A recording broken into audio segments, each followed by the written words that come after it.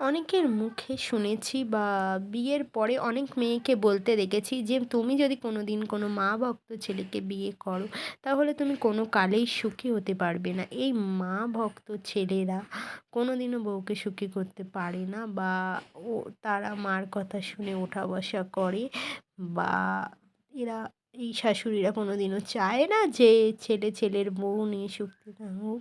আর এইসব ছেলেরা মার কথাকেই সত্যি বলে মনে করে, মেয়ের কথাকে মিথ্যে বলে মনে করে। আগে ভাবতাম সবাই বলে এগুলো কি ঠিক, যে এদের কাছে বিয়ের পরে বউ যেমন প্রাইভেসি, মা বাবাও ঠিক প্রাইভেসি, দুজনকেই তারা সমান চোখে দেখে বা সমান জায়গায় রাখে। কিন্তু বিয়ের পরে বাস্তব অভিজ্ঞতাতে বলছি সত্যি কথা, তুমি যদি কোনো মা ভক্ত ছেলেকে বিয়ে করো তা কোনো কালেই তুমি সুখী হতে পারবে না। এরা মাকে এতই প্রাইভেসি দেয়, যে মাকে এতটাই সঠিক মনে করে যে এরা বউ বাচ্চাকে কষ্ট দিতে বা বউয়ের বাচ্চার কষ্টর মূল্য এরা কোনো দিনও বোঝে না।